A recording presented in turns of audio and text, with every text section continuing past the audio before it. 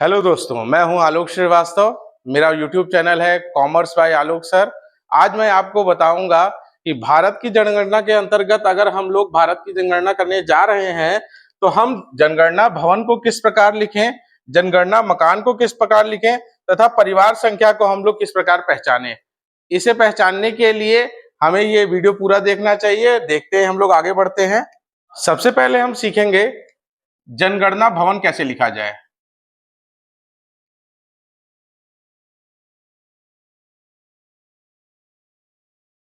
जनगणना भवन को हमें हमेशा ऐप में लिखना है और उस ऐप में लिखने के लिए हम इसे 01 या फिर केवल 1 भी लिख सकते हैं।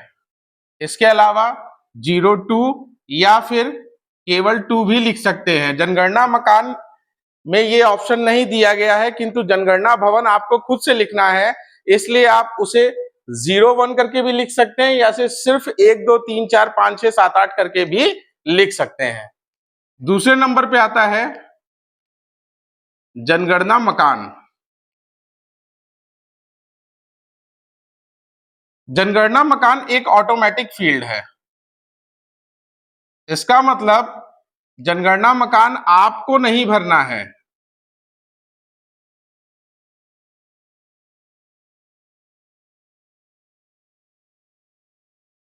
ये एक ऐसी फील्ड है जो खुद ब खुद भर जाएगी। आप जैसे ही भवन नंबर डालेंगे, भवन नंबर डालने के बाद आगे बढ़ेंगे तो जनगणना मकान आपका खुद से भरा हुआ आएगा। ये एक 4 अंकों की डिजिट होगी। आपका जनगणना मकान कुछ इस तरीके से लिखा होगा 000। उसके बाद पहला मकान है तो 1, 000। अगर दूसरा मकान है तो 2, 000। अगर तीसरा मकान है तो 3। इसका मतलब जनगणना मकान आपको खुद से नहीं भरना है। जब आप जनगणना भवन सेलेक्ट कर चुके होंगे तो जनगणना मकान आपका अपने आप भर जाएगा। तीसरे नंबर पे हम लोग आते हैं परिवार पे।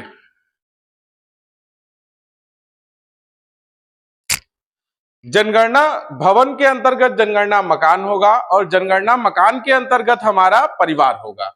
तो परिवार भी एक ऑटो फील्ड है। फील्ड कहने का मतलब ये फील्ड पहले से भरी हुई होगी, इसे आपको भरने की कोई जरूरत नहीं है। ये कैसे होगी? ये 3 अंकों की संख्या होगी, 001, 002, 003। इस तरह से परिवार संख्या लिखी होगी और इसी क्रम में ये आगे बढ़ती जाएगी, 1 2 3 4 5 6 7 8 और इसी तरह आगे बढ़ती चली जाएगी।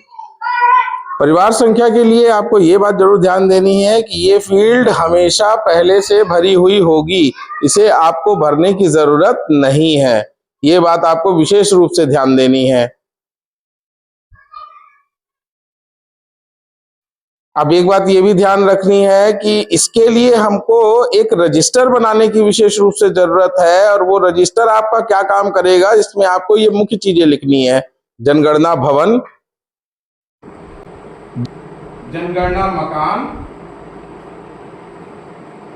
और इसके अंतर्गत परिवार। तो अपने उस रजिस्टर में आप भवन भी मार्क करेंगे, मकान ऑटोमेटिकली मार्क हो जाएगा और उस मकान के अंतर्गत परिवार भी ऑटोमेटिकली मार्क हो जाएगा। तो ये तीनों चीजें आप अगर अपना रजिस्टर या डायरी मेंटेन कर रहे हैं तो उसमें जरूर लिख लीजिएगा। ये आपको फरवरी में जब आप 2027 में जनगणना करने जाएंगे तो उसमें आपको इस डेटा का सहयोग, आपके रजिस्टर का सहयोग जरूर मिलेगा। जब हम घर घर जा रहे होंगे तो हमें हर घर के ऊपर जनगणना भवन और जनगणना मकान की मार्किंग करनी है। तो ये मार्किंग कैसे करी जाए? इस मार्किंग को करने के लिए हम लोग कुछ सिंबल्स या कुछ लिखने का अपना तरीका अपनाएंगे। जैसे जनगणना भवन के लिए आप CN नंबर या फिर CBN नंबर डालेंगे। CN नंबर का मतलब है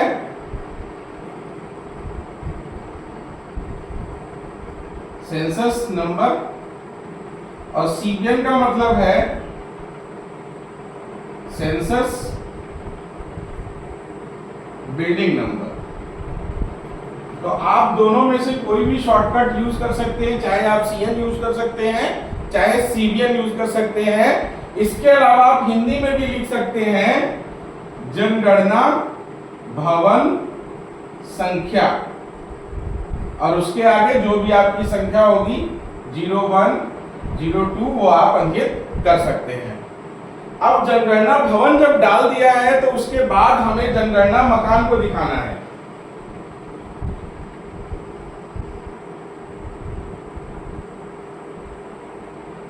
जनगणना मकान को दिखाने के लिए एक तरीका अपनाएंगे। सबसे पहले हम जनगणना भवन लिखेंगे, उसके आगे ब्रैकेट लगाएंगे और ब्रैकेट के अंदर जो संख्या लिखेंगे वो हमारी बताएगी कि हमारे भवन के अंतर्गत कितने जनगणना मकान हैं। इस लिखने के तरीके को अगर स्पष्ट करें तो इससे ये पता लगता है कि जनगणना भवन एक है और उस एक जनगणना भवन के अंतर्गत 3 जनगणना मकान है। वो 3 जनगणना मकान कुछ भी हो सकते हैं, चाहे वो आवासीय हो, गौशाला के रूप में हो सकते हैं, गैराज के रूप में हो सकते हैं, अगर घर के बाहर लैट्रिन बाथरूम बनी है तो वो हो सकते हैं। तो कुछ भी हो सकता है जो आपके जनगणना मकान में शामिल होगा, तो उसकी संख्या हम लोग ब्रैकेट में दिखाएंगे। अच्छा, एक तरीका और है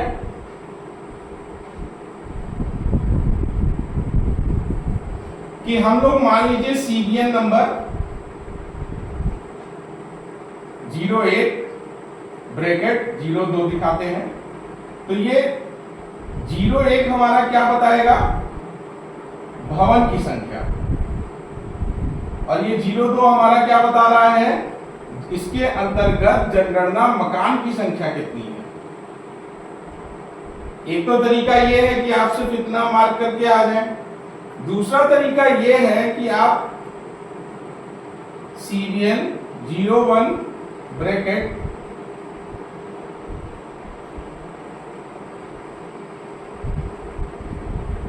ऑब्लिक 002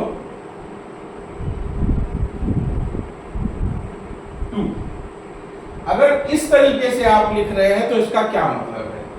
इसका मतलब ये जो है वो आपका भवन है, ये आपका जनगणना मकान है, और ये जो नीचे संख्या लिखी है ये आपके जनगणना मकान के अंतर्गत कितने परिवार हैं वो संख्या है। तो लिखने के 2 तरीके हैं। पहले तरीके में आप सिर्फ भवन और जनगणना मकान लिख सकते हैं। दूसरा तरीका ये है कि आप जनगणना भवन, जनगणना मकान तथा साथ में उस मकान के अंतर्गत कितने परिवार हैं उनसे भी लिख सकते हैं। तो दोनों तरीके हैं, आपको इनमें से जो भी तरीका अच्छा लगे आप उस तरीके से लिख सकते हैं।